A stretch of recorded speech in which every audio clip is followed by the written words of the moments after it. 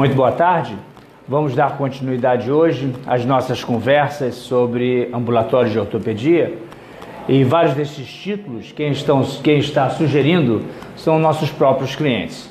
E a sugestão para a data de hoje foi de dor no joelho.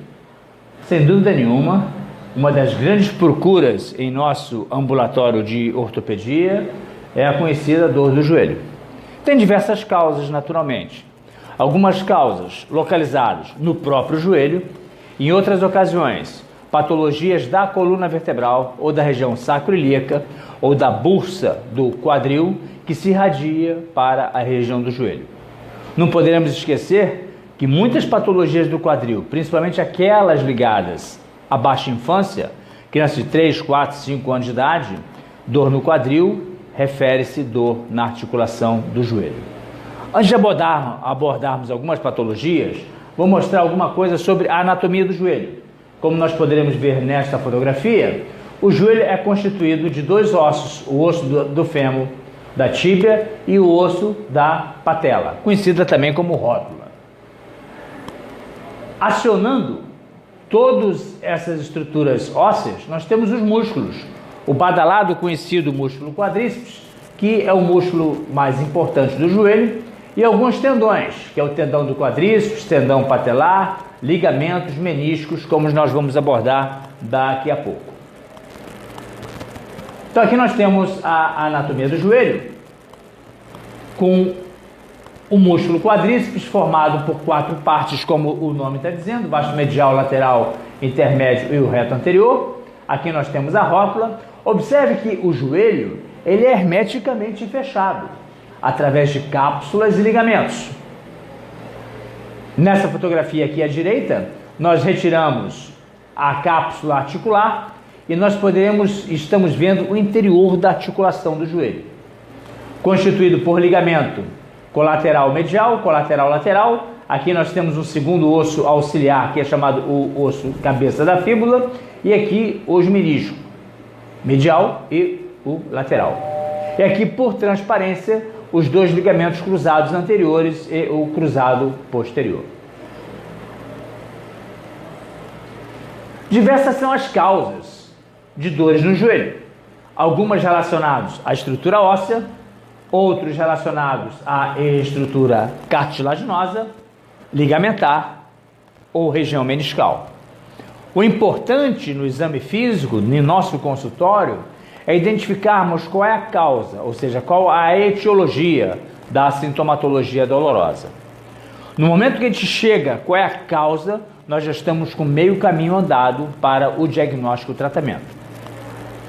De uma maneira geral, coincide quando a gente fala dor no joelho é sinônimo de repouso e terapia de gelo.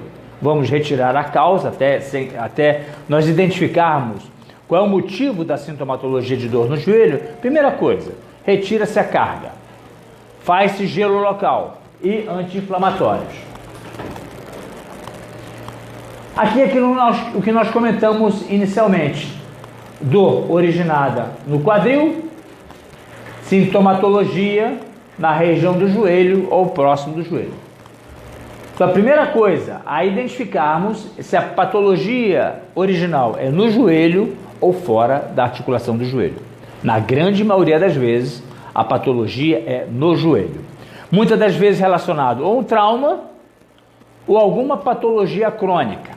São aquelas pessoas que querem tirar o atraso dentro de uma academia de ginástica e sem nunca ter andado numa esteira, colocam lá para caminhar durante 5 km. Sem dúvida nenhuma, depois de 2, 3 dias, vai apresentar dor no joelho.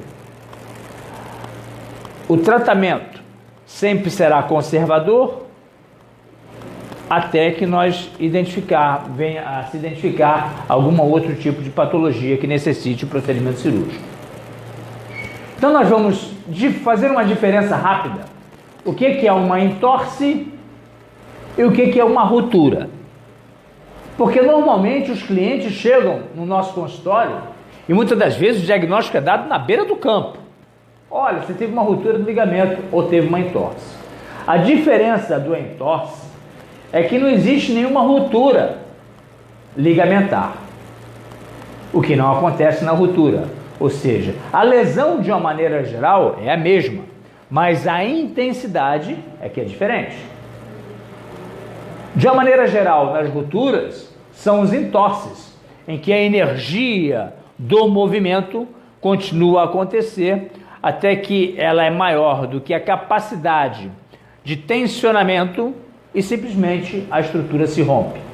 Pode se romper apenas o ligamento ou as estruturas à volta do ligamento, que pode ser menisco, cartilagem, e se a energia continuar a acontecer, vai existir a fratura associada a uma ruptura. Estão vendo aqui a diferença na fotografia? Chega um pouquinho mais para cá, Fernanda, para se identificarmos melhor. Ó, o entorse ou a distensão ligamentar e do lado de cá a ruptura. De uma maneira geral, nos entorses, temos que sempre retirar a carga por um período de 21 a 40 a 45 dias. Retirar a carga não significa dizer que não deve existir movimento nesta articulação. O movimento poderá existir e nós até incentivamos esse movimento. Muitas das vezes associado, iniciamos um tratamento na fisioterapia, que é a hidroterapia. Então se fala carga tardia, mobilização precoce. E a carga nós poderemos retirar ou através das imobilizações circulares, que são os aparelhos gessados, calhas gessadas, bengalas ou muletas. E aqui vamos a um outro grupo de patologias de dor no joelho, que são as lesões dos conhecidos meniscos. Aqui nós temos menisco, que é uma forma de C, fica dentro da articulação. Menisco esse que muitas das vezes, através de um movimento indesejável, ele se rompe na sua totalidade ou parcialmente.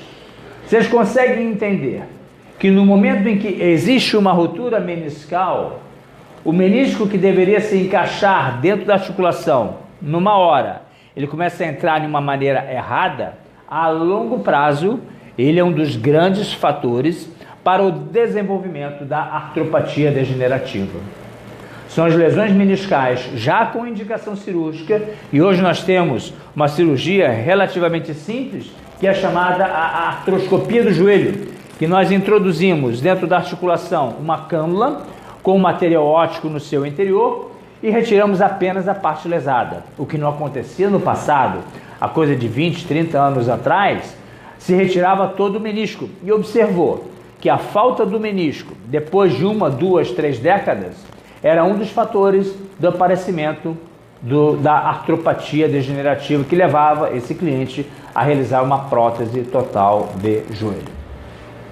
Então temos diversos tipos de lesões de menisco. Lesão oblíqua, longitudinal, transversa, horizontal, degenerativa, todas lesões meniscais. Todas elas causam sintomatologia, né? E o período de recuperação, de uma maneira geral, da mesma forma que o entorse, é carga tardia e mobilização precoce.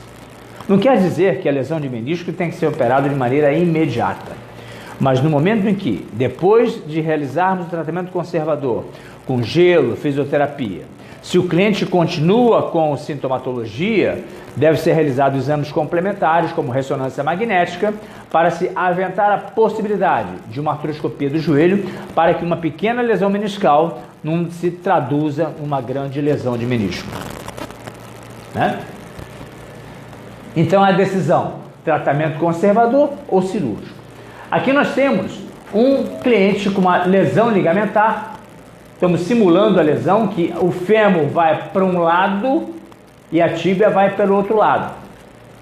São as lesões em futebol, em que o paciente tem o pé fixo no chão e o corpo gira em torno da perna. E a lesão bastante conhecida é a lesão do ligamento cruzado anterior.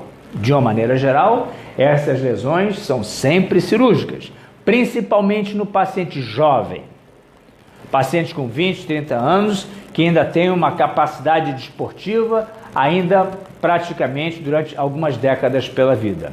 Já nas lesões do ligamento cruzado anterior, em pessoas acima de 50 anos de idade, que não tem uma vida desportiva bastante acentuada, pode-se tentar o tratamento conservador. Através da fisioterapia, compressa de gelo, tira-se a carga, mobilização precoce, etc. Vai ter uma certa instabilidade, um certo desconforto no joelho, mas o procedimento cirúrgico não está absolutamente ou 100% indicado para a sua recuperação funcional. Avançando ainda pelas lesões ligamentares do joelho, nós temos agora alguns tratamentos que nós já vamos adiantar, que é o tratamento por terapia de onda de choque, principalmente aquelas relacionadas às alterações inflamatórias, como as capsulites, processos inflamatórios.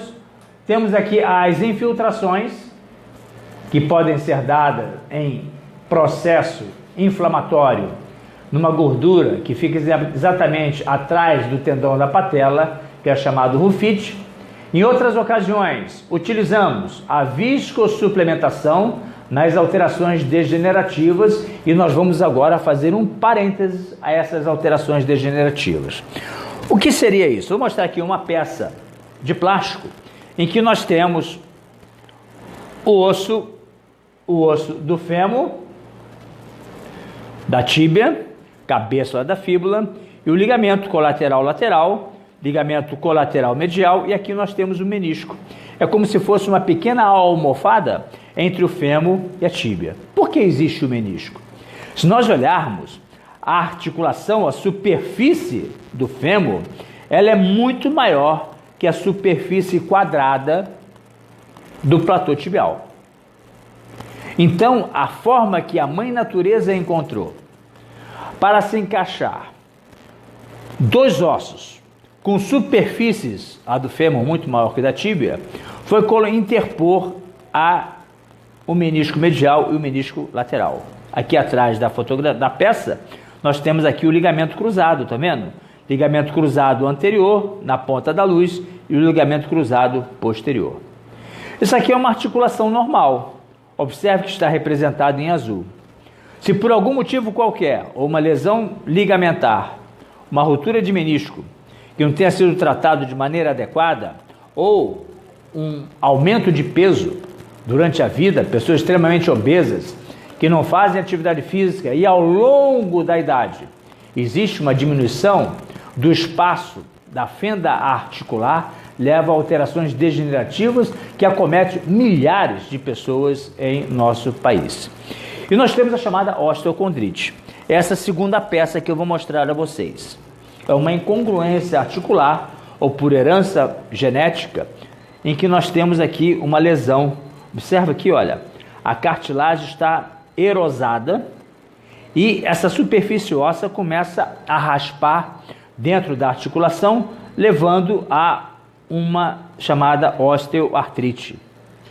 Para esses casos, hoje em dia, nós temos um degrau antes da cirurgia, que é a aplicação da viscosuplementação. No total de 2 vezes ao ano, os resultados são bastante animadores. Seguindo ainda nessa patologia degenerativa, agora é já uma fase mais avançada, nós temos aqui as osteoartroses, já apresentando exostose, ou seja, proeminências ósseas. Observe que a osteoartrite já é bem maior que no exemplo anterior, né? Já pegando os 2 côndilos do fêmur, em que esse paciente ou esta paciente está se desencadeando ou está indo para um tratamento cirúrgico em curto espaço de tempo. Seguindo ainda nessas alterações degenerativas, nós temos aqui artrose já bastante avançada, artrose estabelecida, com condrite, uma osteocondrose avançada, praticamente sem cartilagem do fêmur em toda a sua superfície, a alteração toda degenerada, aqui já temos normalmente lesão de menisco, lesão de ligamento, que é uma causa idiopática, muitas das vezes associada a desvios do eixo da perna ou sobrecarga de peso. E além de casos de evolução idiopática, que nós não sabemos qual é a causa que determina o aparecimento das osteoartrites. Como eu comentei anteriormente, as injeções de ácido hialurônico é bastante indicado ou retarda a indicação cirúrgica. Os sintomas. dor, claudicação, que é mancar, impotência funcional, derrames articulares, que é a grande quantidade de líquido dentro do joelho. O joelho, muitas das vezes, ele fica bloqueado. Devemos fazer repouso, retirar carga, gelo, procurar o médico e não menospreze os sintomas. Muitas das vezes, nós surpreendemos clientes que já têm sintomatologia há mais de 1, 2, 3 anos. Então, não menospreze, valorize a sintomatologia dolorosa. Não adianta ficar tomando analgésicos e anti-inflamatórios. Como diagnóstico armado, temos a radiologia, ressonância e tomografia. Sem dúvida nenhuma, eu colocaria o exame físico, é o que sela o diagnóstico. É o mais importante de todos esses aqui. A gente não opera ressonância ou tomografia ou radiologia. Isso é o que eu tinha a comentar com vocês. Qualquer dúvida, entre em contato pelo nosso Facebook e até mesmo para sugerir novos temas de novas conversas. A nossa próxima aula será